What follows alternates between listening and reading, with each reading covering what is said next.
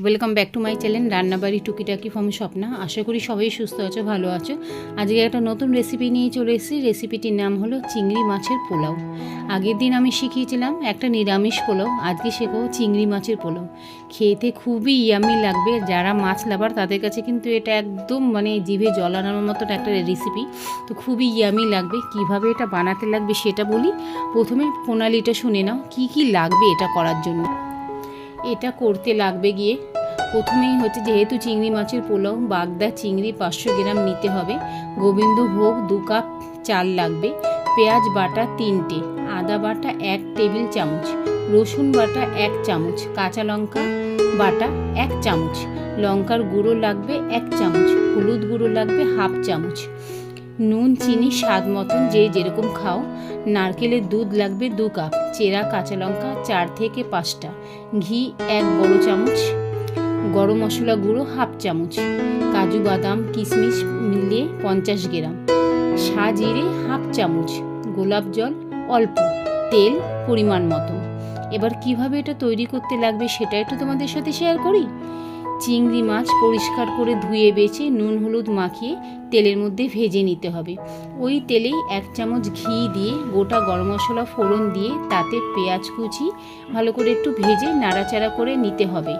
এরপরে একে একে আদা বাটা, রসুন বাটা, কাঁচা লঙ্কা বাটা, ফ্যাটানো টক দই, হলুদ গুঁড়ো, লঙ্কা গুঁড়ো দিয়ে ভালো করে একটু কষে নিতে হবে মশলাটা, যতক্ষণ পর্যন্ত এর থেকে তেল না ছাড়ে।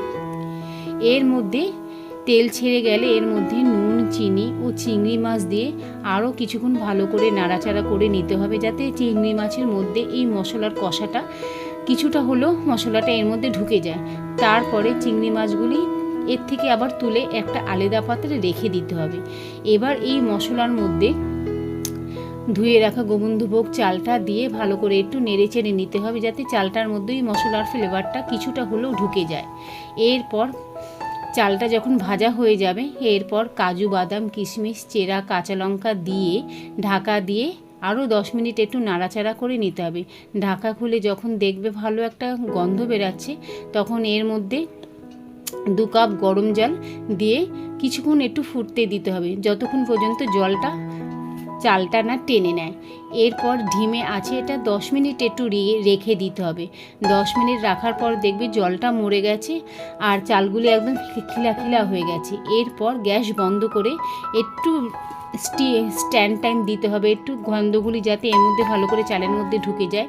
তারপর এটাকে খুলে ভালো করে নাড়াচাড়া একসাথে ভালো করে মিশিয়ে পরিবেশন করলেই তৈরি হয়ে যাবে আমাদের চিংড়ি মাছের পোলাও।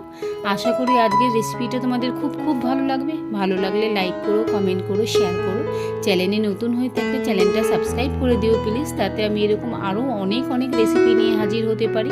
শুধু আমাদের বাংলারই নয়, আরও বিভিন্ন দেশের রান্না, আরও বিভিন্ন দেশের নানা রকম তারা যেরকমভাবে রান্না করে, যেরকমভাবে খায়, এগুলি আমাদের জানতেও তো ভালো লাগে বলো। তো তাই জন্য চ্যানেলটা প্লিজ সাবস্ক্রাইব করে দিও। আজকের মতন এইটুকু, আবার নিয়ে হাজির হয়ে যাব নতুন একটা recipe. Bye, tata, take care.